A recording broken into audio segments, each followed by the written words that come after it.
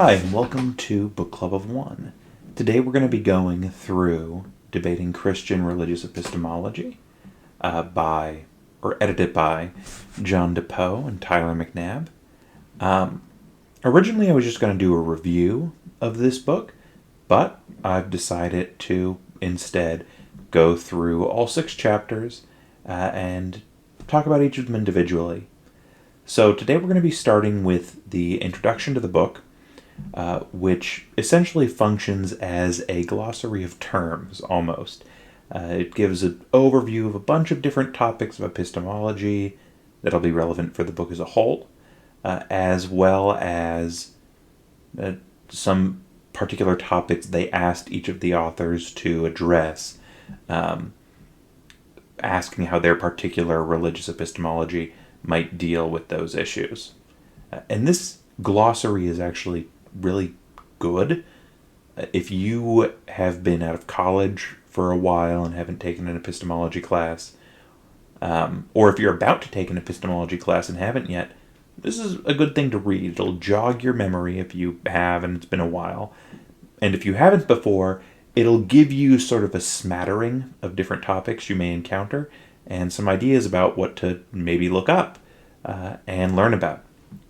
All right, so the introductory chapter, or what I'm calling a glossary of terms, because that's sort of how it works, begins with just defining what epistemology is and what religious epistemology is. So, for those few of you who don't know, epistemology is the branch of philosophy that studies knowledge.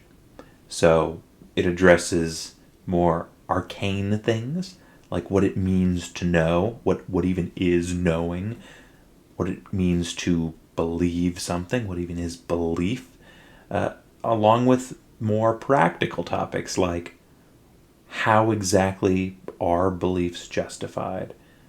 Can we know anything at all? Or is the only thing we have access to our own opinions and we can never know? Those are sort of epistemological topics. Now, this book is on religious epistemology.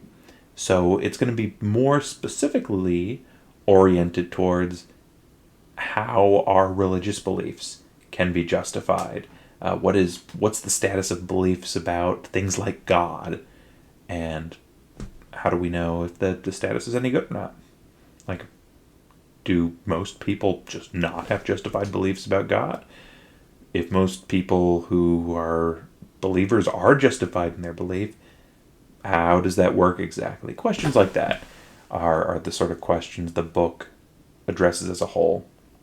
And of course, this introduction is, like I said, sort of a smattering of different topics that'll come up throughout the book. So first, they talk about some things related to beliefs, where they define a belief as something like a propositional attitude, or an attitude about a particular proposition. That is to say, propositions are the things that have content.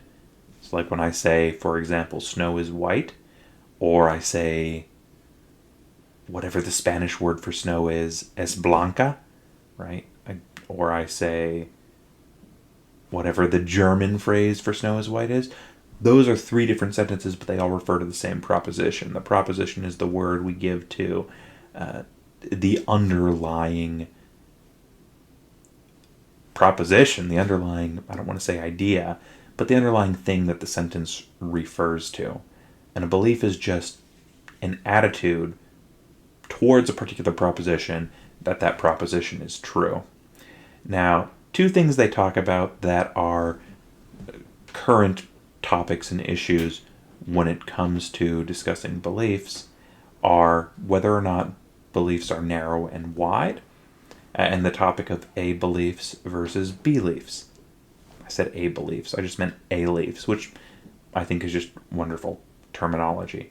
All right, so on the issue of what it means for beliefs to be narrow or wide, and whether or not they are, that means something like, do our beliefs contain content that we're unaware of? So that is to say, 1,000 years ago, somebody who's drinking water, they believe they're drinking water. do they also believe they're drinking H2O? Right? H2O just is water. So if they believe they're drinking water, it seems like perhaps they also believe they're drinking H2O.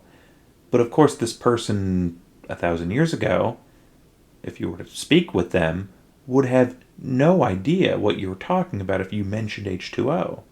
That they have nothing like the concept that water is actually, in some way, 2 parts hydrogen, 1 part oxygen. So someone who believes that beliefs are narrow, believes that the content of a belief is only the things that the person who holds that belief would be aware of, right? This person, the content of their belief does not include that they're drinking H2O. Right? It just includes that they're drinking water, even though water and H2O are identical. Somebody who believes that that beliefs are wide as opposed to narrow thinks that that person who's drinking water 1,000 years ago actually has the same belief as you. When you believe you're drinking water, and when they believe they're drinking water, you and him both have the same belief. So since you believe you're drinking H2O, clearly he must also believe he's drinking H2O, since your beliefs are the same. So that's sort of this distinction between narrow and wide. Let's move on now to the other idea they talk about briefly in sort of this smattering of ideas, A-leafs versus B-leafs. Which, again, such great naming. And I'd never heard of this before reading this introduction here, so this is something for me to further research. So the idea is, somebody might believe that it's perfectly safe to fly on a plane. Or maybe when they were younger, they thought, oh, it's dangerous. Maybe they knew someone who died on a plane. But for whatever reason, they were like, it's dangerous. I don't want to do it. And they had reasons for not wanting to do it, and they don't want to do it. That's a belief. Now let's suppose this person does a bunch of research, and he finds out that Superman was right when he said that flying is still statistically the safest way to travel, or whatever the Superman quote is. And he's done the research, he accepts it, he totally believes flying is safe. Not a doubt in his mind. However, when he goes to the airport, his knees still wobble, his mouth still dries out. He still has trouble bringing himself to get on the plane. But if he believes planes are safer than driving, this doesn't happen when he drives, what's going on? So one thing we could do is we could say, well, his belief is planes are safe. But he's got this other thing, an A-leaf, which is that planes aren't safe. And so that's something that we could consider. Right? They say, oh, maybe this is something we could bring in to explain why people don't always act in accordance with their religious beliefs. Maybe they're not just being rank hypocrites. Maybe we can appeal to this difference here between A-leafs and B-leafs.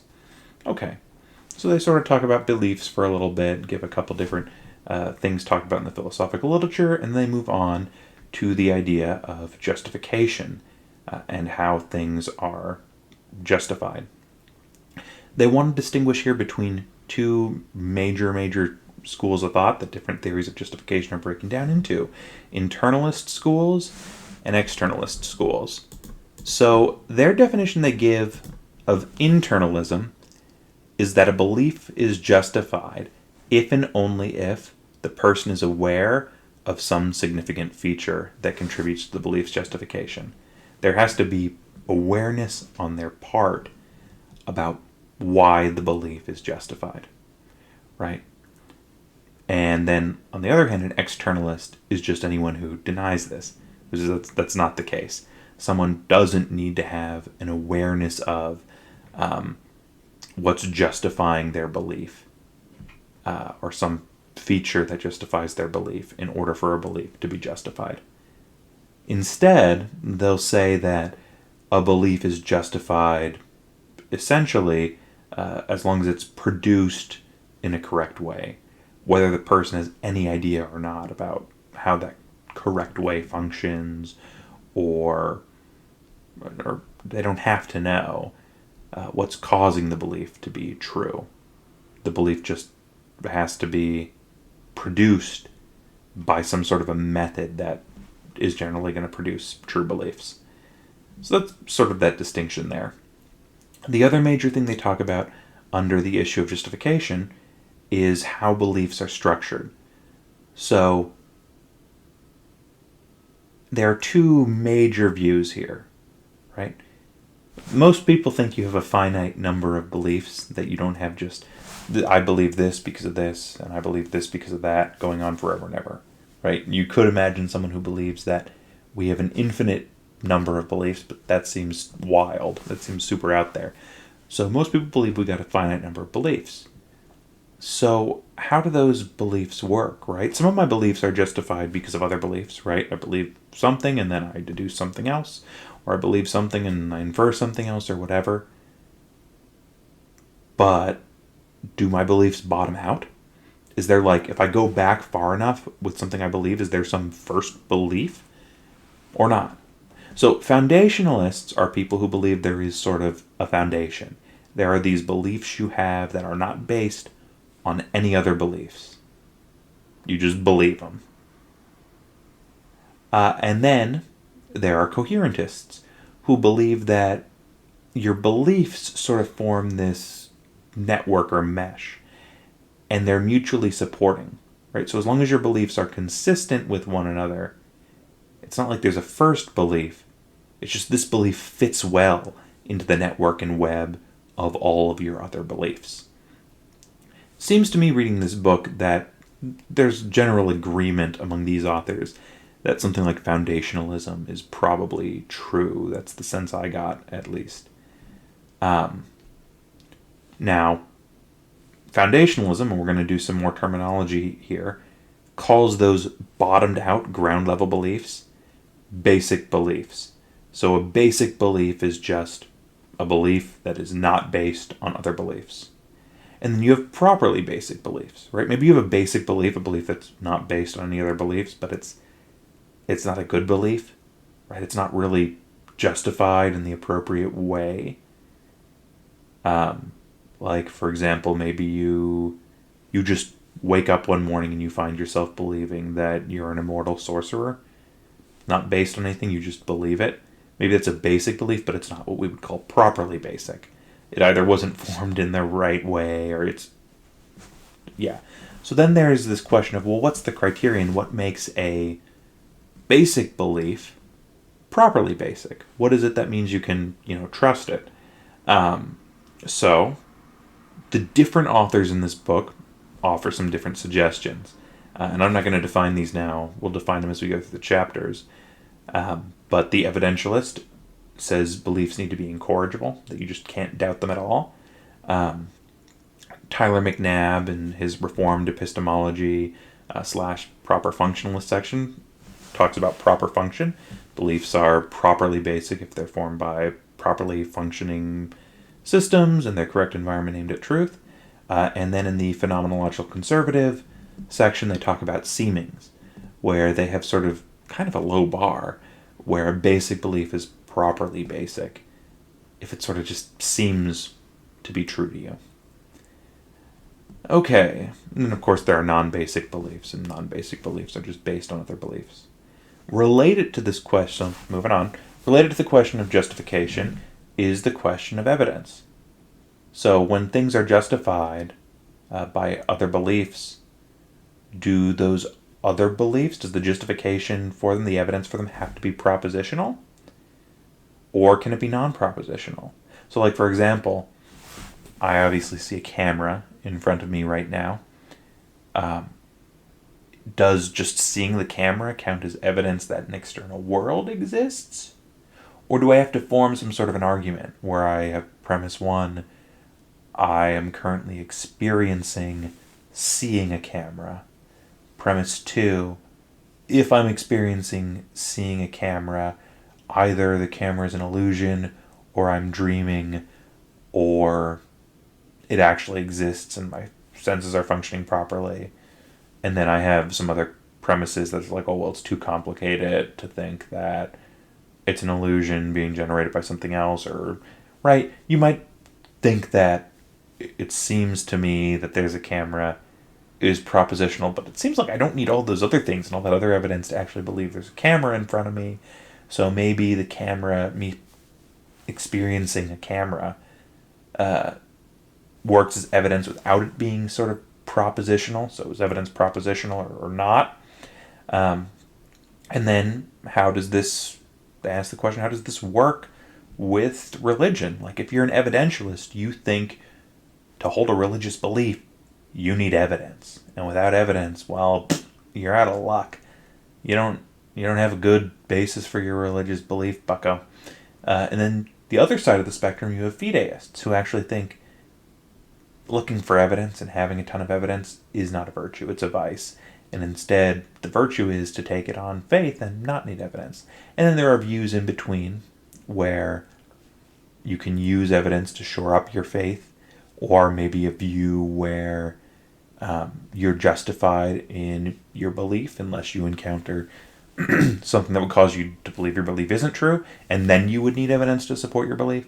Right? There are all these sorts of different views. The central question here is what the burden of proof is, where the burden of proof lies exactly when you're deciding whether to believe in theism or naturalism or some competing theory. All right, so moving on from the question of evidence into the question of defeaters. So a defeater is just a reason to stop believing something that you already believed, something that defeats a belief that was previously justified in some way. So generally there are two types of defeaters.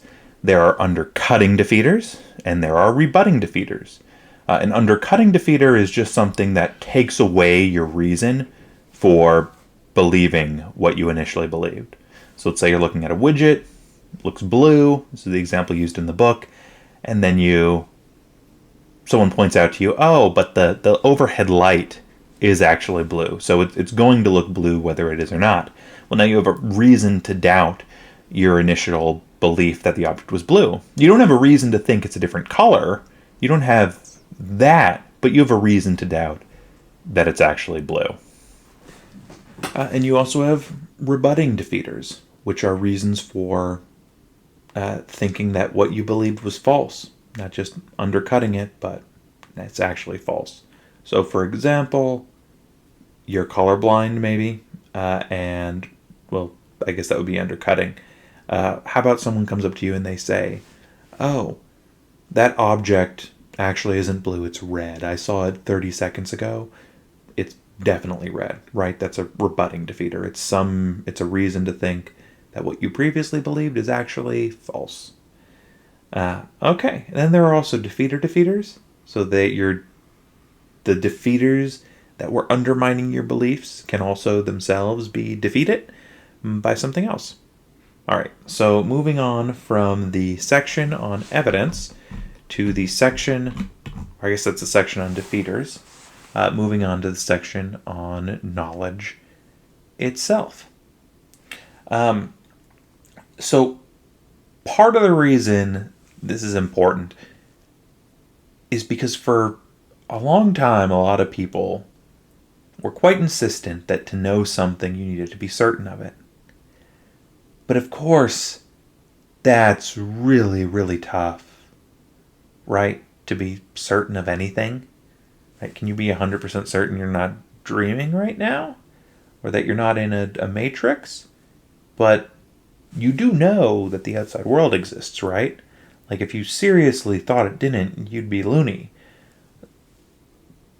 But it also clearly isn't 100% certain. You could definitely be deceived. And so knowledge doesn't seem to require certainty. What the traditional account of knowledge is, I don't actually think they use the word account. I think it's definitely TAK. That's the abbreviation for it. I've always heard it as traditional account of knowledge. I believe their A stands for something different, and it totally threw me off. But the traditional account of knowledge is just that knowledge is three things. Thing number one, belief, right? You obviously don't know something if you don't believe it's true. Two, justification. We already talked about that quite a bit. You can't just believe something randomly or because you want to. It has to be justified. You have to have a good reason to believe it. And finally, it has to be true, right? It doesn't matter if you believe something and you have good reasons to believe it. If it's false, right, then you don't actually know it. So that's the traditional account of knowledge. Now, the traditional account of knowledge is widely agreed to be false. And this is somewhat of a, philosophy, a lot of people feel like doesn't advance, right? A lot of people think, oh, philosophy, that's just people rehashing the same arguments over and over again. This is an example of a real advancement in philosophy. Essentially, everyone has abandoned the traditional account of knowledge because of what are called Gettier cases. Famous guy, Edmund Gettier, published a paper. When was this? I think it was like the 60s. I believe they comment on that in the book when it was published. I don't actually know that, but the paper is called as Justified True Belief Knowledge. And Gettier shows conclusively that it really isn't. It's not what we mean by knowledge. And he uses examples like this. He'll say, all right, imagine you have a coworker, and this coworker really loves Ford, the automobile maker. He talks about how great Fords are all the time. He's got a picture of himself driving a Ford on his desk. He has all sorts of Ford memorabilia around. You're reasonably justified in concluding someone in your office drives a Ford, right? Because you have a justification that he in particular drives a Ford. Now let's suppose this man is a poser, right? He's actually lying to you. He doesn't own a Ford. He drove one once and got a picture taken in it, but they're too expensive. He can't actually afford one. So he tells people he owns a Ford. He has pictures of himself in a Ford, and he loves the company.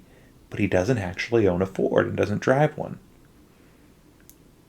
But somebody else in the office who doesn't really care about cars, doesn't talk about them very much, does drive a Ford. All right, well, you believe someone in your office drives a Ford. You're right. This other unrelated person drives a Ford, so you have a true belief. And the belief is justified, right? You have a good reason for believing someone drives a Ford. But clearly, you didn't actually know someone drove a Ford, right? Even though you had a justified true belief, that guy didn't drive a Ford, so it seems like you didn't actually know it, right?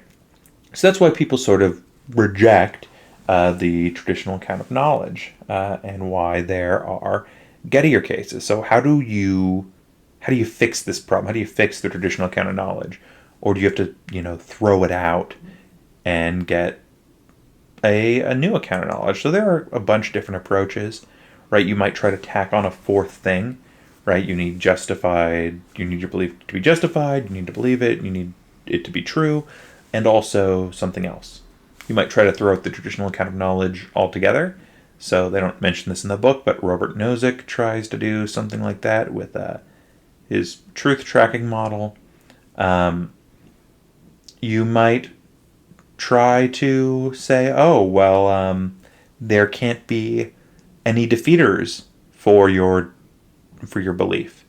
That's the fourth thing, right? You might tack on a fourth thing and say, oh, you have to have a justified true belief, and your justification can't have any defeaters that exist in the world. That is to say, there's something else that if you knew it, or if you believed it, and it's true, it would undermine your belief. Now, of course, that doesn't seem to work, right? That adding on that fourth thing, no defeaters exist in the world, because of course there might be a defeater out there, right? Like maybe if you were to see the guy driving a Chevy one day, right, that would be a defeater for that belief, but then that could be undermined maybe by him telling you, oh, my other car's in the shop. Maybe it's even true that the other car's in the shop and the other car just isn't a Ford, whatever. And the point is, just saying no defeaters exist isn't sufficient, because even if a defeater exists, maybe your belief was still justified, right? Like, let's imagine the guy who loves Ford actually did drive one, right? Forget that he didn't. Think that he did for a moment. Maybe someone else could tell you a tall tale, like, oh, he doesn't actually drive a Ford, he's just a poser. In this scenario, that's false. He actually does drive a Ford.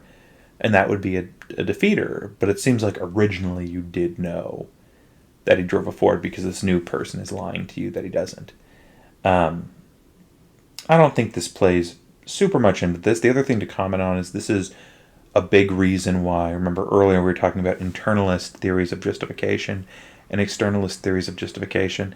Gettier cases are a big reason why people started developing externalist theories of justification, where the reason justification has more to do with just things that you're aware of, right? It has to do with something in the environment or something like that. Final part of this introduction / grab bag of different concepts, glossary sort of a chapter, is moving on from epistemology specifically to just some related topics in philosophy of religion. So first is natural theology. So this just means things we can know about God through reason and through examining nature, perhaps. Natural theology doesn't really mean examining nature. More has to do with, just using reason to know things about God or the supernatural, not based on any particular sort of revelation. So a big part of what's going to be talked about in the book is how important natural theology actually is for justifying our beliefs. Do we need it at all? Some of the authors, especially the authors who support covenantal epistemology later on, Scott Oliphant, will say, no, natural theology is not necessary. In fact, it's actually bad. The first person who we read is John DEPOE, and he's actually an evidentialist, and he thinks it's going to be pretty vital. It's going to be pretty important to have good, strong arguments for the existence of God from reason in order for our beliefs to be justified. And then some of the other views are in the middle. The phenomenological conservatives, they think, well, you probably don't need arguments to get your belief in God going, but you're going to encounter defeaters from atheists, and when you have those defeaters, natural theology is going to be vital to overcoming them. And then Tyler McNabb, who's the proper foundationalist, the reformed epistemologist, thinks, well, there's nothing wrong with natural theology, and it can be useful. However, it might not be necessary even for overcoming certain defeaters. It might depend on how strong the defeater is. But yeah, they all have different views on the importance of natural theology for being justified in our religious beliefs.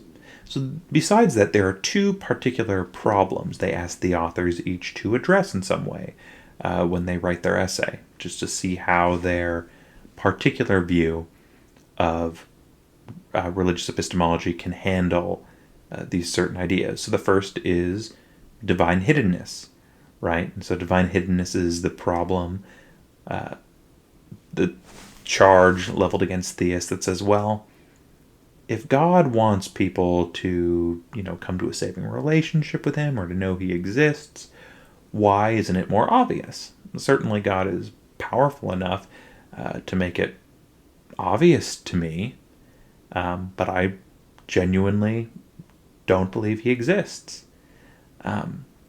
So one response to that might be something like, well, there are no non-resistant non-believers. It actually is obvious that God exists, and you just don't believe he exists because you don't want to, or there's something psychological that's stopping you. But you actually totally would be justified in believing he exists. So that's one option, is just there are no non-resistant non-believers. Or another option might be, well, maybe there are some believers who wouldn't be some non-believers who they wouldn't be justified right now if they started believing in God, right? They don't have the religious experience or the evidence, or it doesn't seem to them like God exists. So they are justified. However, it's the case that if God did give them the evidence, it would be the case that they would continue to not believe. They would become resistant non-believers as opposed to non-resistant. And that would be worse for them, right? It would be worse for them to be justified, to believe that God believes, but still to believe that God exists, but still choose not to believe that. So God doesn't give them the evidence, right? Those are certain positions you could take, but these sort of different epistemologies, that all the authors in this book who are writing about their own view on religious epistemology are asked to address this. Why is it that some people don't believe in God, assuming God exists? And why is it, do there exist non-resistant non-believers? Are there any people who, if they just had the evidence, they'd come to faith, but it's not provided to them? And then there is the other second question they were all asked to write about is epistemic peer disagreement. So given that there are people in the world who have a similar amount of intelligence to you, who are similarly well-read as you, they have all the same credentials as you, but they disagree with you, and they strongly disagree with you. They're quite confident God does not exist, in fact. Should their disagreement with you give you a good reason to doubt that God exists, or at least to lower your confidence level that God exists, right? How do you deal with that? Does peer disagreement give you a reason to, decrease the credulity?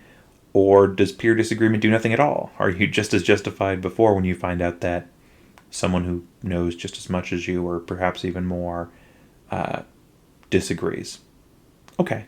So final thing in this chapter is just sort of a brief description of what each of the views is before we go through it. So in my opinion, after reading the book, the first three are really the most serious. No offense to Scott Oliphant or to Baldwin, whose first name I'm blanking on right now. I'm going to take their views seriously, but the three that I think are sort of the big dogs are evidentialism, phenomenological conservatism, and proper functionalism / reformed epistemology. So let's go through, and then the last two that I think are a little bit more dodgy, but I do want to learn more about them, particularly about the testimonial view. We'll talk about each of them and treat them all seriously. All right, so first, evidentialism. This is just the view that the beliefs we have need to be supported by evidence. That's essentially what it boils down to. It's a foundationalist view, and it's the view that the properly basic beliefs are incorrigible. They're the ones that are properly basic are the ones we can't doubt, right? So maybe I can doubt this camera actually exists, but I can't doubt, it's impossible for me to doubt that I'm seeing a camera right now. Like I'm definitely seeing it. Like maybe it's not there, but I see it, right? It's incorrigible. I can't doubt that. I can't doubt the law of non-contradiction, right? It's impossible for me to seriously entertain the idea that something can both be plastic and not plastic, right? If it's not plastic, then it's not plastic, so it can't be both plastic and not plastic. All right. So it's the evidentialist view. It's the view that, look, any beliefs you have about God, they have to be based on evidence. They're not properly basic. The only properly basic beliefs you've got are incorrigible beliefs. They're the ones you can't doubt. And you can clearly doubt God exists. So any beliefs you have about God, they have to be based on some sort of evidence. Maybe that evidence is just religious experiences you've had. Maybe it's the testimony of others, but there's got to be some evidence. You can't just believe it without evidence. It's not properly basic. All right, second view, phenomenological conservatism. So this view is going to be similar to the first in that they're both internalist views, right? They both think that you need to have access in some way to the connection between your belief and the truth, right? It can't just be that the connection between your belief and truth is something that you don't have access to. But phenomenological conservatism is different in that it greatly expands the range of things that are properly basic beliefs. Basically, if something seems like it's true to you, if it seems like this camera in front of me exists, that can be a properly basic belief. I don't actually have to argue that this camera exists from the fact that I'm seeing a camera, right? I don't have to put together some sort of seems to me like I see a camera. It's possible I'm dreaming, but here are all the reasons I don't think I'm dreaming, right? Unless I have a reason to think I'm dreaming or a reason to think I'm in the Matrix, I'm justified in believing it exists just because it seems like it exists. That's phenomenological conservatism. Thirdly, proper functionalism. So this view is an externalist view. Pretty similar to the second view in that it's going to expand from the extremely narrow set of incorrigible beliefs to allow more. But instead of just being internalist and saying, if it seems like it's true, it can be properly basic unless you have a defeater. Proper functionalism says beliefs are properly basic if they have what's called warrant. That is to say, they're produced by some sort of belief-forming apparatus you have, and that belief-forming apparatus generally arrives at truth when it's in the proper environment, and it's presently in the proper environment. It's sort of an attempt to add a fourth thing onto the traditional account of knowledge. You need justification, true belief, and warrant, right? The belief you have has to be sitting in the proper environment for it, working properly, and aimed at generally producing true beliefs. Okay. So that's the third view. That's proper functionalism or reformed epistemology. And then the final two views that I'm a little bit more iffy about. First of them is covenantal epistemology by Scott Oliphant. This one is very biblical. This one is basically the idea that all truth is God's truth. When we were in the Garden of Eden, we had this sort of immediate access to the truth of God's existence, and it's the fall, it's man's rejection of God that makes him unable to see the truth of God's existence. And God gives us a covenant, a new covenant, and by accepting that covenant, we are again God works to restore to us the original sort of direct access we had to him. But it's this sort of it's really hard to put in the context of the other views. And like I said before, it just seems very dodgy to me. Okay, and the fifth one, I'm probably not quite as hard on it as I am on Oliphant's view. I think it is more going for it, and I'm also a bit more confused by it. I need to do more reading to really understand it. And this view is a tradition-based account of rationality. And essentially, the view is, look, anything anyone believes is embedded in this bigger system.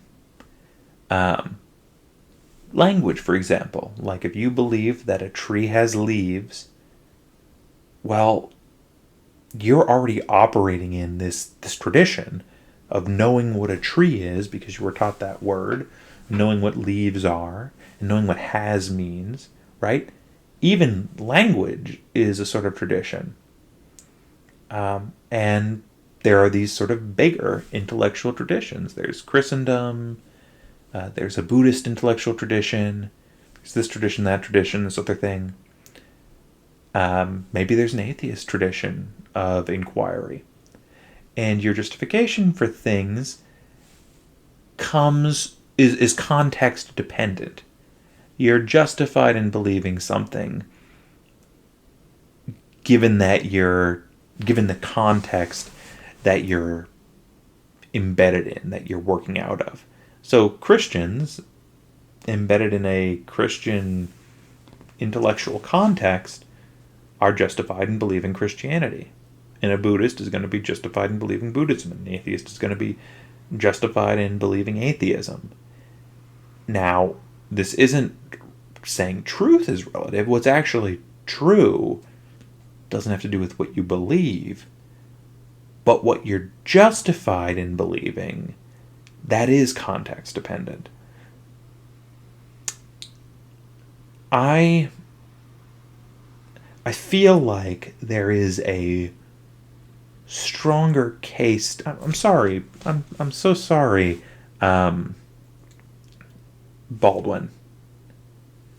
I haven't read Alistair McIntyre, and I'm not trying to insult you, Baldwin, but I feel like there's a stronger case to be made for this than the one that was made in this book.